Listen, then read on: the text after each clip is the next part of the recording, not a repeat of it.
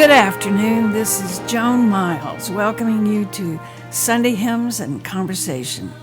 This is KFUG Community Radio, 101.1 FM, and you are now entering the Spirituality Zone. The theme of the show is spirituality and community and how the two are intertwined. On December 15, 2010, then triplicate editor Richard Weems wrote a great editorial entitled, "Start the Conversation." He said we need to find enough common ground to work together on the problems that face us nationally and locally. The way to do that, he said, is to communicate and open our minds to viewpoints other than our own, rather than merely associating with those who already agree with us. And I might add, we could all benefit from more balance in our lives. That includes this radio station, the Board of Supervisors, those on a government salary, everyone. Celia Perez, who is with the Mental Health Branch of Health and Human Services, called this meeting today to recognize Mental Health Awareness Month. Joining in a roundtable discussion will be Jack Brazil, Mental Health Service Program Manager, and Delaware County Sheriff Eric Apperson, VFW Post Commander Jerry Johnson, and Dr. Todd Roy, clinical psychologist. So let's start with you, Celia. Welcome. Thank you, Joan. For the past 6 years, Mental Health Branch has been participating in the May is Mental Health Matters Month. Our goal is to spread awareness about the importance of mental health and to speak against the stigma about mental illness. Thousands of people in our community are affected by mental health challenges.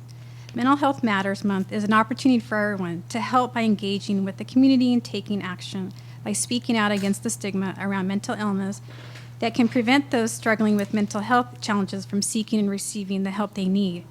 Early support and help for mental health challenges can reduce suffering and save lives.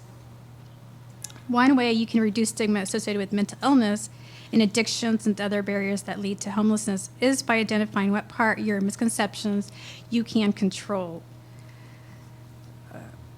There are several factors leading to homelessness, including mental and/or substance abuse disorders, personal histories of trauma or violence, poverty and personal characteristics. Housing and shelter programs can help determine and address the root causes of homelessness to improve health outcomes and ensure greater stability for our homeless individuals. Jack Brazil, Mental Health Service Program Manager, has an idea on how to resolve homelessness among the mentally ill. Jack? Thank you. So when I started in Del Norte County a couple of years ago, I came from a community in eastern Oregon that really did not have this type of issue with it. It was a cold, kind of rural area, and I found it very remarkable how much this county really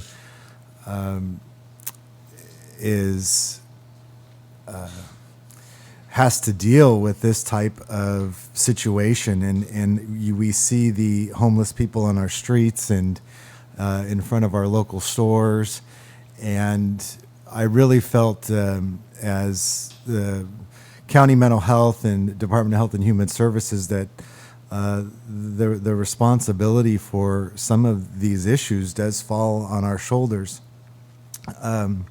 Several years ago, a tax was passed on the wealthiest of Californians, and that was Proposition 63, and we've come to know that as the Mental Health Service Act.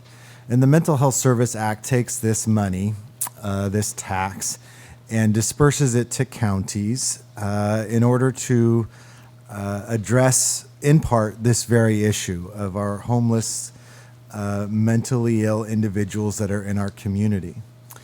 And with this money, we are really tasked, the county is, county mental health agencies, to see what we can do to find solutions to this problem. We have several what we would call silos of money that are used to address this problem. Part of that is our housing money that is given to county mental health to provide housing for those folks who are homeless or at risk of becoming homeless. Now, the idea behind that sounds really great, and it's good to give us money to provide this housing, but at the same time, if you were to ask other counties that have accessed this funding, it's never enough.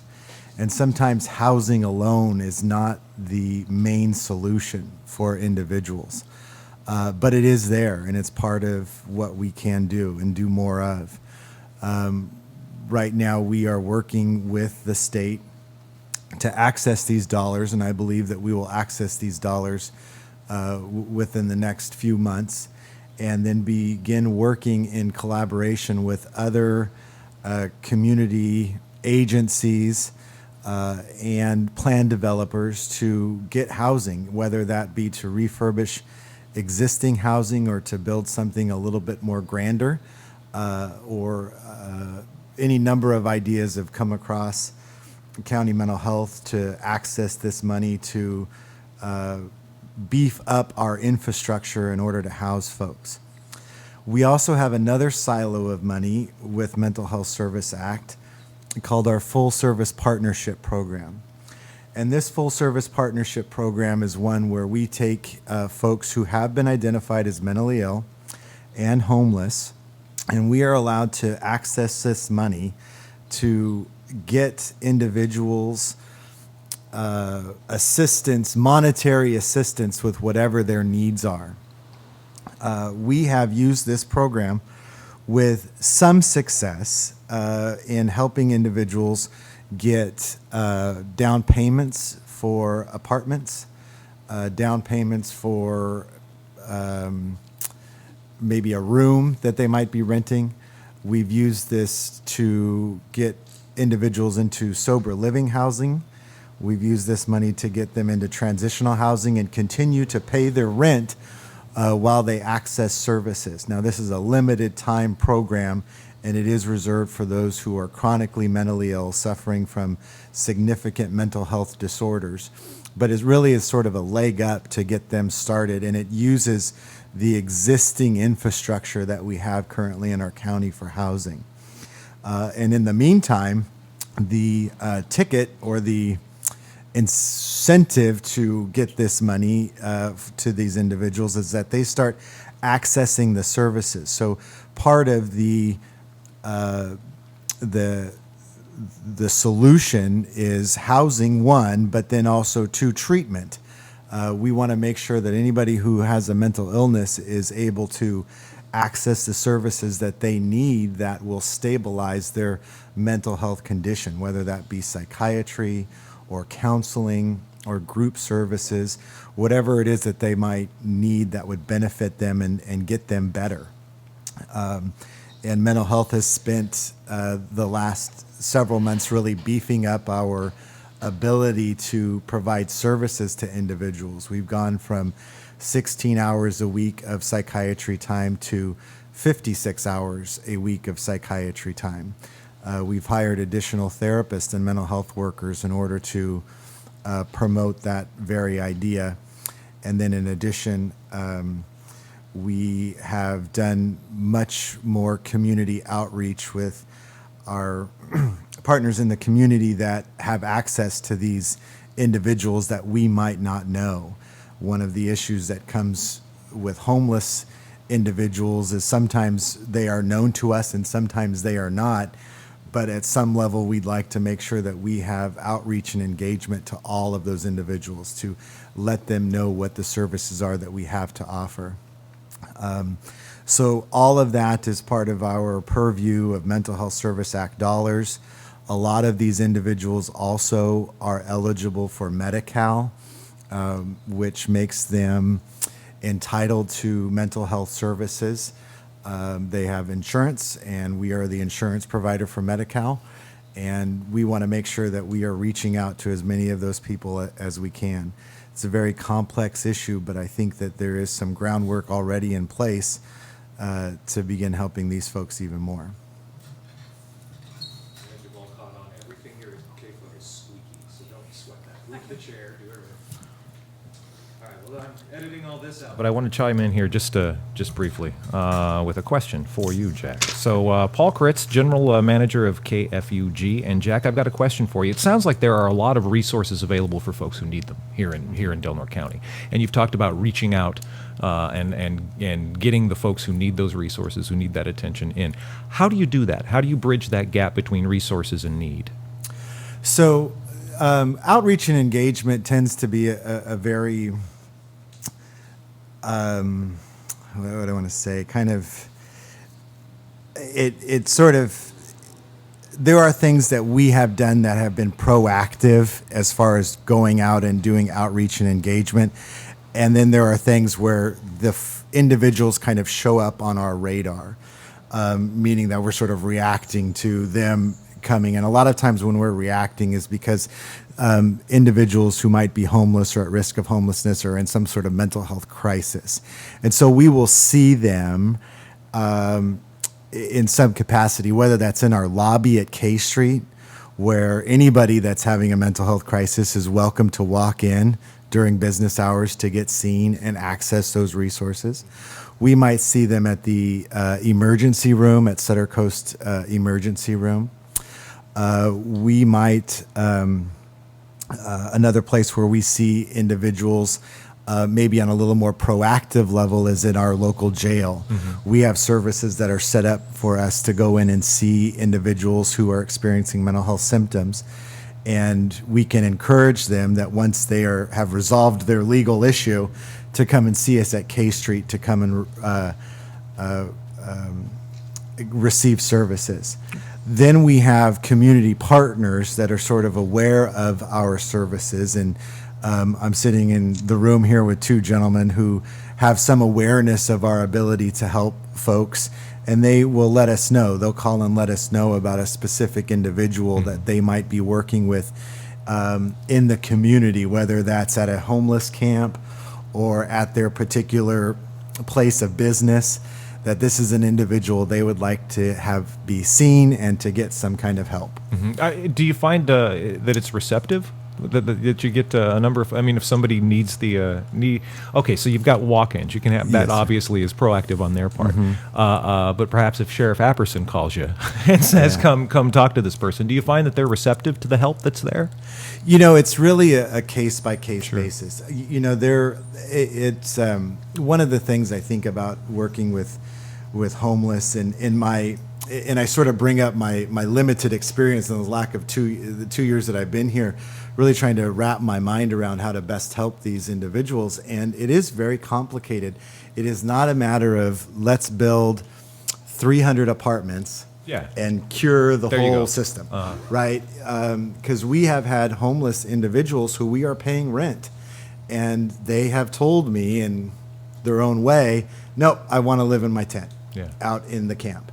And I don't really want your help right now." And some of that has to do with addiction. Mm-hmm. Some of that has to do with their own mental illness. And some of that legitimately might have to do with their lack of understanding of what the local resources are. Mm-hmm. So it really depends. I would say we've had some mild success in housing people and getting them treated related to them sort of being homeless on the street, coming in, accessing services.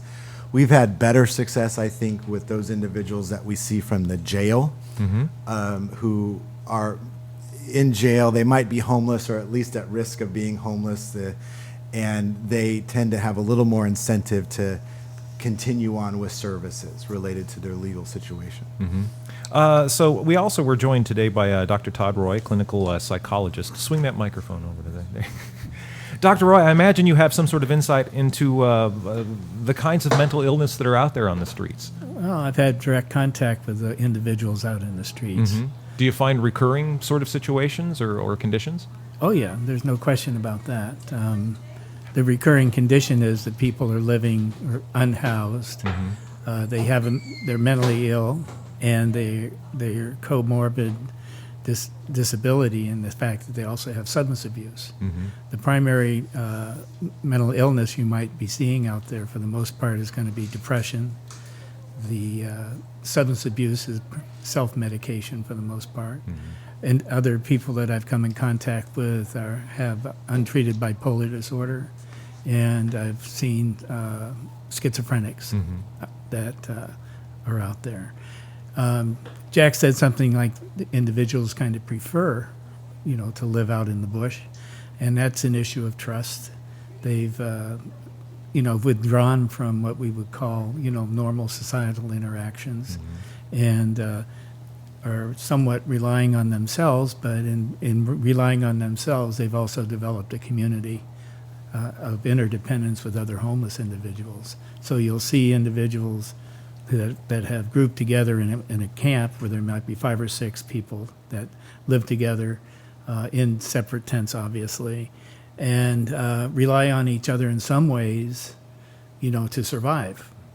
However, it's always kind of tenuous because with use of drugs, and it's methamphetamine is being used out there. Alcohol is primarily the main substance, I think, that is fueling a lot of some of the disruptions that occur that the sheriff can talk about, and the police department having to go and meet calls because of some people acting out and basically decompensating.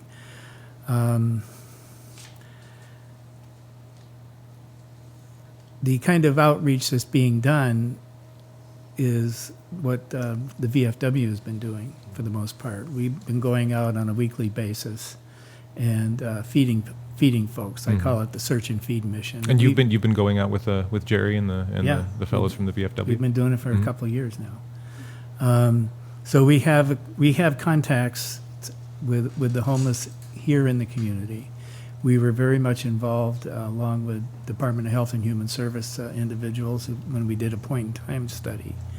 And we had an estimate that there might be about 450 people that were homeless here in our community, and that was based on a point-in-time study a couple of years ago. But this study that we did this time around in January, which was not the best time, we only came up with about 146. And there were areas that didn't get covered because there wasn't the resource, or the promised resource didn't do their job, to be honest with you. Okay. So we have an underestimate. So the plan at this point is to do another point-in-time study in August of this year, thinking that that's going to be a different kind of time of year. It's not going to be as inclement, and that people would be more accessible. When we talk about outreach, we have the traditional modes of which Jack has spoken about. But this is a problem that has to be addressed in a very different way and thinking out of the box in terms of normal service delivery, in my opinion. There has to be an outreach team that goes out and makes them and is familiar with the population, rather than waiting for them to walk in the door. Because of the trust issues, they're not going to do that if they're symptomatic. They're not, and of course, then if they're in the jail, then they're captive, and they have some issues that they have to deal with legally. Which part of the resolution of those issues is going to be, you're going to go to mental health, so you got a captive audience in that respect. To really make it work, I really think there needs to be an outreach team that goes out on a regular basis and makes contact, reduces that level of distrustfulness that individuals have, and basically develop relationships and educate on a very slow, incremental level as the relationship develops what's available. Then, of course, if you can make it happen, where are you going to house them? Well, there isn't any housing for the mentally ill. The city, Crescent City, has ordinances against housing for mentally ill or transitional housing per se. Legally, they're required, but they don't do it. It hasn't been done. Really? Yes. What are the ordinances? Do you know? Not offhand, but okay. Martha McClure would be very could provide that kind of information. Okay. Then, of course, the big issue is if you have these say transitional living spaces in place, it's going to involve bringing the people out of the bush. And in meeting with the Wild Rivers Veterans Committee, is that the one that we do at RHS? One of the models that I thought of would be to do that. If you bring someone out of the bush, you're going to have to give them some place to live, but it's not going to be easy because of the things I've already mentioned. So it has to have an intervention method and model to reduce the trauma of having to live that way and survive under very onerous conditions for a very long period of time. So the model I've been thinking of is what I call a excuse me, I'm running out of air. Critical incident stress debrief model, where you bring people in, you talk to them about what their experience has been, you provide, a situation for them to transition. But then, of course, you're going to have to do stress inoculation as you transition those individuals from living in the bush under basic survival into more societal expectations in terms of how to take care of yourself and everything else. So, what's stress inoculation? Stress inoculation would be slowly moving them into the point where they live in a living situation. So you might bring them into an area or a locale, but they'll still have their tent. So it's like the opposite of flooding. Exactly. Okay, gotcha. It's a gradual exposure to the stresses that are going to occur as a result of a shift in their major lifestyle. How feasible is an approach like that, of having a team of folks to get resources? Well, if you have the mental health services money, it seems to me it could happen. But I think it takes a sense of vision, and it also takes a sense of commitment that's how you're going to have to do it. A lot of communities here in the United States have taken different approaches to solve the homeless problem, and one of them has been effective over and over and over again, and that is you just house them. In terms of cost savings, it's incredible in terms of the utilization of resources in the hospitals and police departments having to respond. You also have a place, if you house them, you can have services in place where you can have health services, mental health services, substance abuse services, and the social services that allow people to start to develop, identification again, get connected into Social Security if that's an issue, get connected into Medi-Cal if they're eligible. It's almost there. It has to be a program that starts with the end goal of wanting to make them productive and at least to whatever level of function that they have, and work backwards to the point that they are in the bush and the incremental transitional steps that have to occur to get them to that end point. And it's going to take it's going to take people to do it, and it's going to take commitment, and it's going to take money. Yeah, exactly. And Eric, I'm sorry, you can finish your text if you need. Yeah, I'm here. So you are the agency, probably along with the police department, that interacts most directly with the homeless population here. Yeah, I think immediately. Yeah, exactly. Sure. Just right off the bat. And we've had an interview about homelessness in the recent past, and about you talked about maybe having a liaison officer, somebody who could go out there and sort of begin establishing trust with the homeless population. Sure. Sounds like that person would be a perfect person to have as a part of a response team like that. And I forget, is that just an idea still, or are you working toward that? No, we started that several months ago. Okay. It's Deputy Aaron Pettis. This was sort of my investment into getting out in front of this a little bit. He's designated as our what we call a homeless liaison deputy, simply because it's a sheriff's office, but you'll hear that homeless liaison officer. The idea, it's just that he's a liaison, so he's going to go out, he's going to communicate with some of our homeless population, develop that rapport that we discussed, and he's good at that. I mean, he's already been successful with that. And then he comes back and he translates that information into a way that cops understand, because the reality of it is law enforcement, and I believe it's an evolution. As it evolves, we take more of a social responsibility as opposed to just kind of compartmentalizing people and putting them in custody and moving on to the next problem. How do you mean more of a social responsibility? Well, we're taking more of a long-winded approach, with AB 109, Prop 47, some of these issues that were easily to just sort of lock people up and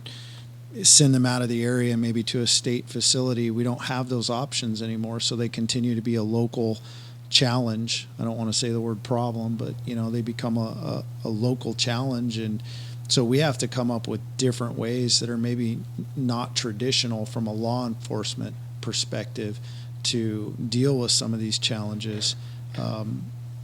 Deputy Pettis is doing a great job. He's very active. He's good at what he does. To me, being born here and grew up here and sort of familiar with where we were and where we are and where we're headed, it's pretty simple to me how we address the homeless issue. First we have to identify what we consider homeless and what our target group is. I think it's much smaller than some of these initial numbers that I've heard. And I think that there's really just a two-prong approach. First one is we need to set up an area where these folks can come to for service 24 hours a day, 7 days a week. The ones that are willing to make that jump, that either are in such a needy state, or maybe they have a little bit of hope or trust or rapport. They want to make that jump on their own and ask for help. We need to be accessible much more than we are now. I don't believe that we are. We are if it's Monday through Friday, kind of business hours. We're pretty good there, but after hours we struggle a little bit.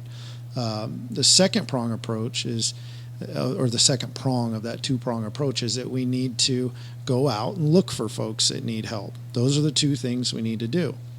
Once we identify people, we need to see if it's advantageous to help. Do they want help? And if we do invest our time and energy and resources, do we have an end game and some sort of goal eventually that, I've put tons of energy into people and it's gotten nowhere when I put a little bit of energy into somebody and it's had we've gained a lot of ground. If they're willing to accept that, if they're willing. Yeah, and we have to go through a vetting process, in my opinion. So we have a place they can come to. We have a group, like for my department, it's a homeless liaison deputy that goes out and looks for folks that needs help.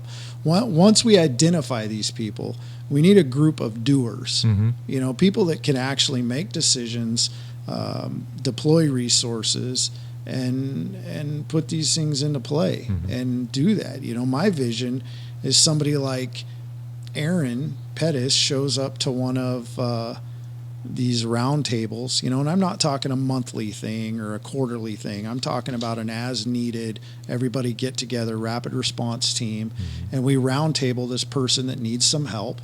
We have their profile in hand, and we say, okay, this is their setting, this is their environment, this is their needs. I think they're going to be a decent investment because 1, 2, and 3, and then this table full of doers, we get some things done, I've experienced it firsthand, and I've seen there's a lot of low-lying fruit.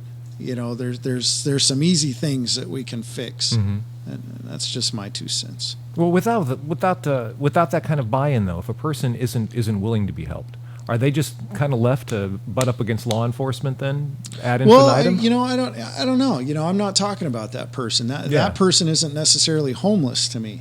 There's this connotation that our homeless population are the criminals, and they're not. Our homeless population they're often more victimized than they are committing crimes. They just don't report it. We're very analytical and statistically driven, so we think if we have numbers that's actually what's happening, and that's not the case. These are just numbers that are entered from humans based on human contact. Our homeless population, many of them go through being, they go through their life without committing a crime, and these transient folks that are floating from town to town and panhandling, these are not the people I'm talking about either. I'm talking about the people that with a little bit of help and some resource and direction can have a decent quality of life and gain their independence. Those are the folks I'm talking about. Other people, I think that the problem is not that they're homeless. And I think that, we're treating, we're not treating the root cause of their problem. I think Jack touched on it. Just buying somebody a house often doesn't fix anything, and I could reference several people that we've tried that approach with. You have to find out the root cause. You have to try to remedy that, and then, they have to try to move on. And I think that there is a population that we could approach and we could help. They have to want to be helped. It has to make sense to help them, and we have to have the resources to help them. So do you have a feel, the stigmatization of homelessness and mental health issues, just homelessness in general, do you have a feel from the homeless population, how many of those folks out there are the low-hanging fruit that want to be helped, that actually, want to change their station in life? I don't know. Yeah. I don't know. I think that's open for interpretation, and it kind of depends on what you think is going to be easy. But I can tell you this, whether you're trying to reduce crime, whether you're trying to help homeless people, whether you're trying to run more efficiently, the same principle applies. You take your 70% of preventable issue and you work on that, and you try to educate the community. Everything is criminally based to me, so I'll put it in that context, and it applies for our homeless population too. People are getting their cars broken into, people are getting their houses broken into, people are, property crimes are up because of this Prop 47 issue, where things have essentially been decriminalized. Guys are getting booked and released for things that they would have went to prison for a few years ago. But the community has to have some buy-in. Half of these criminals are opportunistic. They're walking down the street and they're just jiggling a handle on every car until they find an open one. So is the problem that person, or is the problem that our community needs to lock their cars and they need to, get educated and participate in that? And what happens is then the easier problems start to go away, even though they take up most of your time. And then you have the leftover, more complicated issues, but you also have more resources to apply to those because you're not running around putting these small fires out all the time. I see a lot of this, our answer to sort of alleviating the pressure that comes with homeless people in a community is we're going to try to ship them out somewhere, or we're going to try to criminalize it, or we're going to try to find something that they're doing and make a crime out of that. Well, it doesn't help. They're still here. They're still homeless. Now they're homeless people that, might be on probation or something else.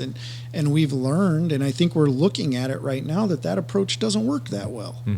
So now we're stuck trying to figure out what to actually do. Well, what we need to actually do is address the root of the problem. I've met people that are homeless because they didn't know where the DMV was, or they didn't feel like they could get across town to the DMV so they could get an ID, so they could get their check cashed. They basically have money in their pocket. They've been homeless for 3 months because they can't navigate through the process of getting a DMV. Wow. So I go to DMV and I stand in line with this guy. And then, we get his ID coming. The one lady I shared with you from Arizona, that was just a matter of making a couple phone calls. She had over $10,000 in the bank, and they tapped into her resources and sent her a bus ticket, and we reunited her with her aunt, and she's still living there today, and she's functional. We arrested her 10 times in a month, but it was a 5-minute long conversation with her and then some action that took place right after that. There's no one size fits all. There's no blanket rule we're going to make because there's a lot of disparities between these folks that are in bad places. Mental health issues, addiction issues. You hear mental health a lot. but it's a chicken or egg sort of thing. Are they addicts because of mental health issues? Did they develop mental health issues out of an addiction? What you're left to face with is where they are right now. And I think that our biggest struggle as a community with resources is that we take too long to act, and we make people other people's problems, and we shuffle them around so much that it's really complicated. I mean, Stretch it out too far. yeah, I got a couple cars and a wife that's very supportive, and I can't make all my appointments. I couldn't imagine having no transportation and nobody typing information into my schedule. I mean, for God's sakes, my schedule, my secretary has access, my wife has access, my financial advisor, my 2 commanders, and somebody I'm probably forgetting, so they can all coordinate what I do every day. Wow. If I didn't have that team telling me where to go, I would miss stuff all the time. Yeah. So now you have somebody, that's been homeless for an extended period of time. They don't have a lot of hope. They feel like they're getting the run around all over the place. Their feet hurt. They're hungry. They're cold. They're not making good decisions. And we're telling them, let's, jump through this hoop, do this, be over here, go across town, find your own way to get there. And it's tough. That's a heavy duty dose of stress inoculation in that instance, right? And these are just the ramblings of a guy that, I interact with these people at ground level, and then I move on to the next call. But those are just my impressions, after some years of being here. Jack Brazil, Mental Health Service Coordinator or Program Manager here. You were wanting to chime in. Yeah, and I'm sorry. I wanted to say, and I think Dr. Roy and I were on the same page as this. Is there talking about when are folks ready? And that's always hard to say. And I think Dr. Roy talks about a program or a treatment method to help folks move in that direction. But I think, in working with people as extensively that I have that have addictions and mental illness, is sometimes it is, you try, you intervene, and it doesn't work, you try again, and you intervene, and maybe you try something different, but I think you always continue to try and continue to help the people and where they're at. And it is always this sort of perpetual work in progress with some people that to try and get them to a better point. Is it easy institutionally to have that perseverance with individuals? I think, and that's what I tell my staff and the folks that work at mental health, is that if you work in mental health and have an opinion that people can't change, then then that's probably not your field. Because as a therapist, I always think there are folks who, I talk about homeless, just people who suffer from depression, and where I might see them, and they might in therapy for a year, for 2 years, they might have psychiatry and all kinds of services. Sometimes it is a progression of getting better, and turning the page or turning the corner is not something that I can pinpoint on a roadmap of recovery so much. It is definitely a work in progress. So, Jerry Johnson, Post Commander, VFW. What's the number down there at the VFW hall? What post are you? 1381. 1381. I could not remember that. So you have a lot of experience out there with dealing with homeless vets, and homeless in general. If we want to swing. Well, mainly we deal with other homeless. Stop just a sec. Stop. Not So- only the homeless vets. Hold on. We're not doing anything right now. I wanted to get the mic right, because every time we move, there's a short and something up there, and it was going all over. So, go ahead. All right, we started with the homeless vets. I've been working with Doc Todroy, and we have seen a lot of people. Okay. I've got something happening with an XLR cable.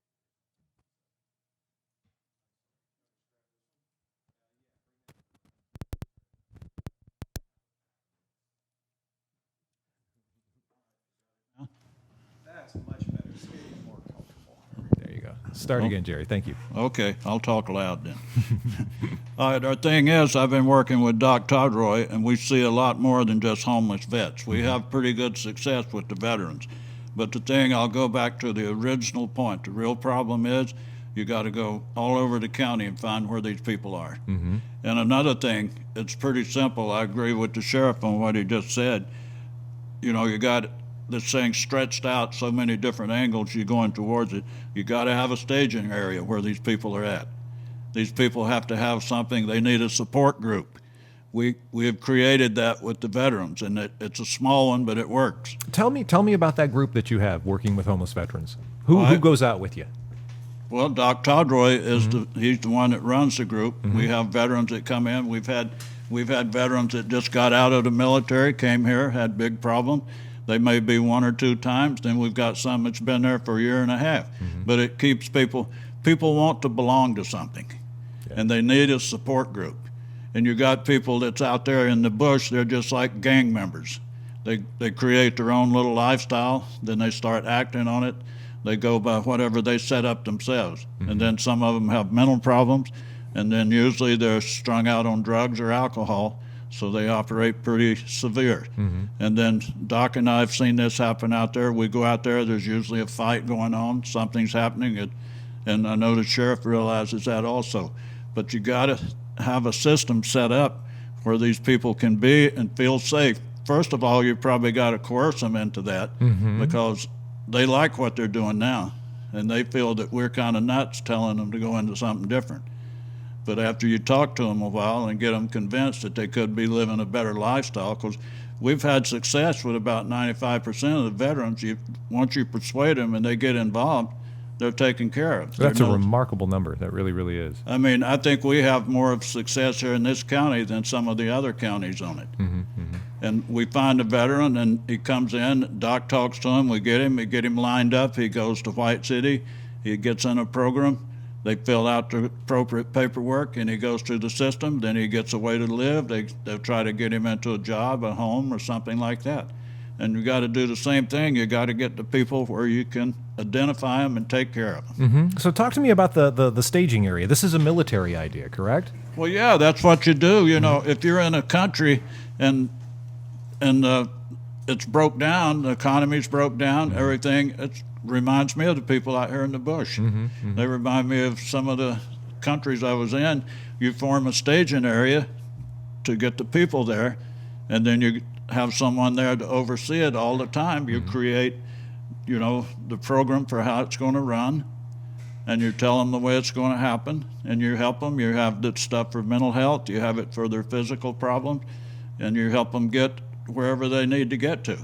And eventually you get them all taken care of, and you can close down your staging area. You don't need it anymore. I know you've talked with Sheriff Apperson about this very thing. Do you have a vision as to where that should be?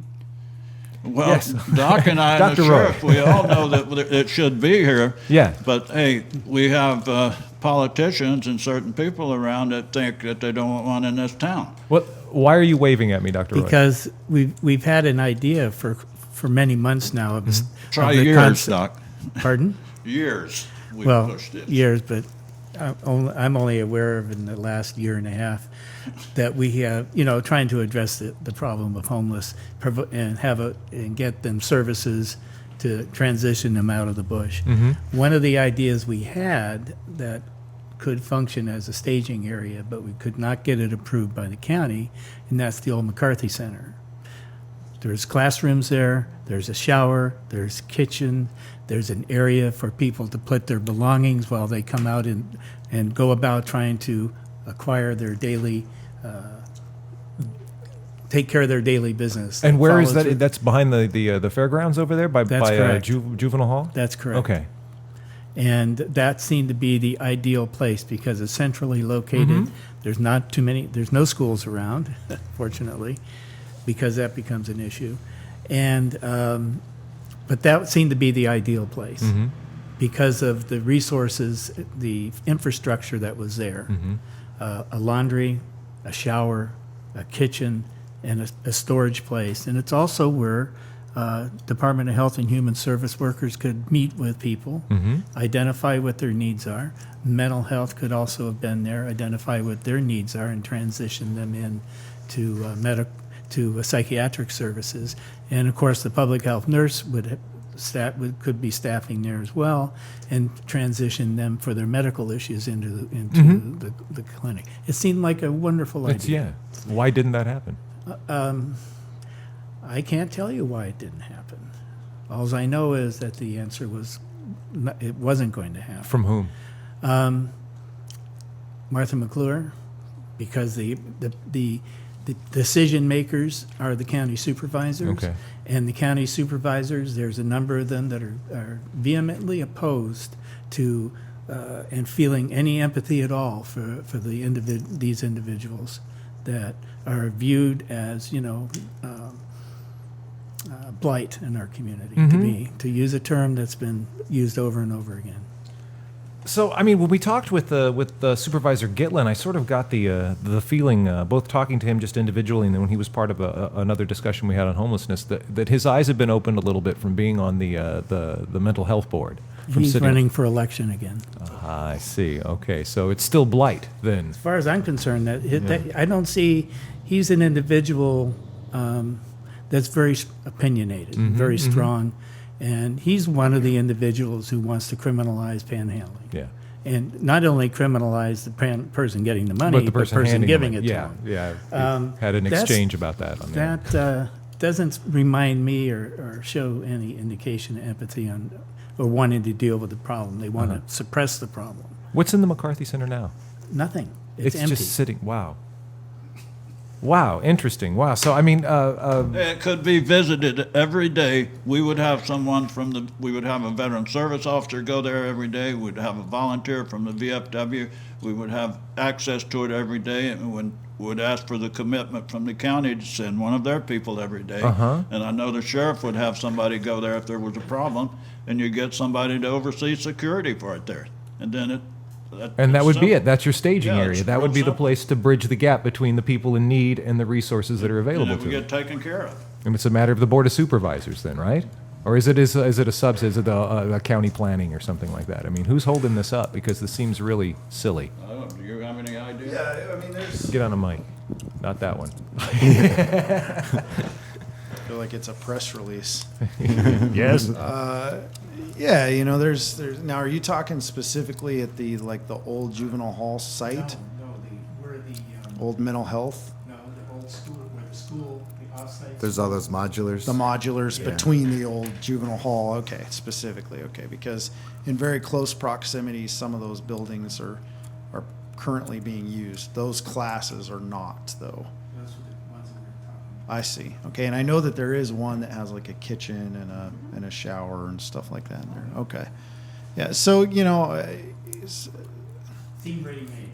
yeah, sure. Well, I mean, it's definitely a facility that could be used, for something. The challenge obviously is nobody wants that in their neighborhood. There's no neighborhood there. I'm not, and I want you to know, I'm not arguing the point that I wouldn't want it there, but I'm just saying when we're going to root this in reality, that's the argument that you're going to hear. Yeah. That's always been not. Doctor, let me get you closer to a microphone here, Doctor. And That's the argument that has always occurred when these issues and ideas are brought forward. Right. Is NIMBY, Right. period. Yeah, and I think that is generally speaking, there's not a neighborhood there. I mean, immediately on the other side of the fence, there's an apartment community. Cal Fire's in front of it, and there's juvenile hall behind it, and there's one business, and then I know Search and Rescue uses a facility there. But this is close to sort of the nexus of homelessness here in the middle of town anyway, that kind of the former mill site that sort of dips into town and you can... I think it's centrally located enough. I mean, Yeah. I think geographically it's a good central location. I think that in a way it's sort of ideal in the sense that, it's not right on the side of a roadway, that the traffic is going to have to deal with. It wouldn't really impact businesses because you hear that dispute a lot. We don't want this next to the businesses. I mean, I see it as a potential candidate for something like that. Then my mind starts to move forward, and what I referenced earlier, what I think the biggest issue is the accessibility. You know, even if we had a staging area in the perfect space, and that very well could be the perfect space, we have to facilitate it 24 hours a day, 7 days a week. And I'm not saying that's impossible, but I think it's as important as having a space. Oh, sure, yeah. You know, and I think that would be the next hurdle, because a lot of these folks, they aren't gonna show up, you know, Monday at 10 a.m. Yeah, yeah. You know, they're gonna show up when they're cold and tired and hungry, and you know, that's kind of a last resort. So we would just have to make sure that it's open during some off hours. One of the things we learned in terms of our going out into the camps is a lot of the folks stay up all night, Sure. mainly to probably protect their camp. Yeah, it's probably safer to sleep during the day then. but yeah. Exactly. So, you know, for them to respond to the traditional business hours, you know, we required an adjustment on the part of the organizations to recognize that and maybe run business hours, you know, from maybe 10 in the morning to 7 or 8 o'clock at night. Well, to and I compensate think for that's that. an interesting point. I think it would almost be more advantageous to have the business hours be the opposite of standard business hours. You know, like if it opened up at, you Like know, 5 or 6 yeah, in the like evening 8 and- p.m. yeah. and closed at 8 a.m. or something like that, because, you know, to the same end, a lot of folks that I've talked to that are, you know, homeless, aside from protecting their property, they don't like to interact with the general public. Yeah, And yeah. that's the other thing. They don't just, you know, they don't get up at 9 o'clock in the morning and wander around like we would going for a walk, you know, through a neighborhood, because they, you know, get ridiculed and they get targeted in a lot of ways. And so, yeah, a lot of times they sleep through the day and they stay up at night, and that puts them in a position where, you know, the regular 9 to 5 with the noon hour off isn't a great schedule. Yeah. Jack, Celia? Let me say something on that. Oh, yeah. Shouldn't we, the group or whatever, be the one that controls the time? You go and tell the people, here's the way it's going to be. And, you know, the way you've been doing it's not working too well. So we got to reschedule how Wait. you're operating. This we- is a primary issue, and you have to begin where they are to move them to a schedule. Right. But you got to have them at that area where you show and say, we're calling the shots now. And you know, every even if it's in the middle of the day, you should be looking for some type of work, getting your health care taken care of, and follow through with what's regimented for you to do at that time. Yeah, it's not just a place to go crash. It's Right. there are certain, you know, it's a place to be moved back into, as you said, you know, further interaction with society. And to get into the rhythm of the way things work. And you don't let the people sit in there all day and sleep and drink booze and take drugs. Yeah, yeah. You know, you toss them out if they're doing that. Celia, Jack, is that something that mental health, that the county could at least operationally get behind? And I know I'm not asking you to say, oh yeah, the money's there, the money's not there, whatever, but would that be something that would work, do you think? Absolutely. I think that, I think absolutely because of this, because I think Dr. Roy is right that there is this part where, you know, it is a progression of getting to know people and saying, hey, I work at County Mental Health and I can get you linked up with services or whatever the Department of Health and Human Service happens to be, whether that's public assistance, public health, whatever that is. I think the more that we have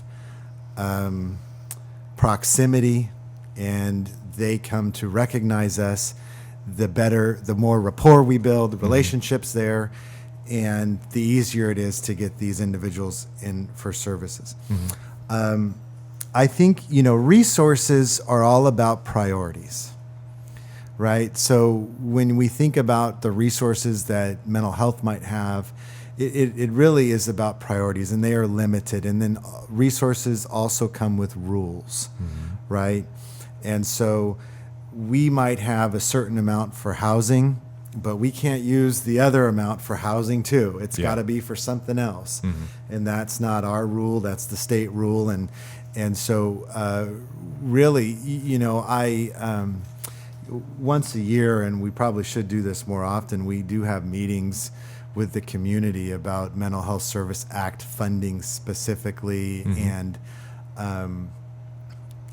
talk about so that the community can let us know what their priorities are, and we can try and address that. And I think, you know, as was mentioned, Supervisor Gitlin's on the Mental Health Advisory Board, and, you know, everybody has an opinion, and that's really the place to sort of get that input as to how this money, gets spent. Mm-hmm. But the idea of a staging area, I don't think I'd mentioned this to the sheriff yet, but we've had internal discussions about hiring an employee that would shadow his deputy or have access.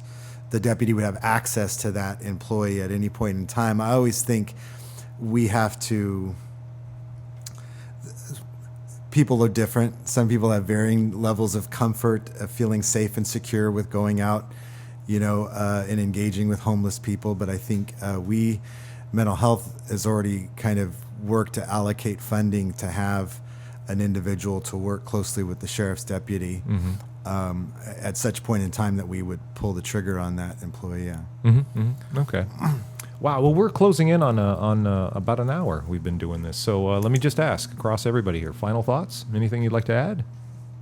I think if we all work together here, we can make this work. Yeah, I'm really interested We're in. making progress now. So, But that's not the mic that's live. This is the deep Hold on, Jay. Well, as the veteran groups, we've made a lot of success here with it, and the doc has donated almost 2 years of counseling and running a resource group for veterans, and so I don't know why we can't work it for the other people too. That's my thought. I guess if so, it's been how long since the board said no to the McCarthy situation? It's been 6 or 7 months. 6 or 7 months. Okay. That's that seems really wrong-headed. What can the population do? What can I do? Going to these meetings like I do, what can I do to spark that? It seems like it's such it's like made to be a solution to this issue. I just think it has to be. Well, you're doing it through the radio. I don't know how far the signal goes. Yeah, we'll see. The paper has, the triplicate has assigned a number of reporters to follow, the homeless situation here. I don't think that concept has made it to I think it did make it to one reporter, but she's left the community.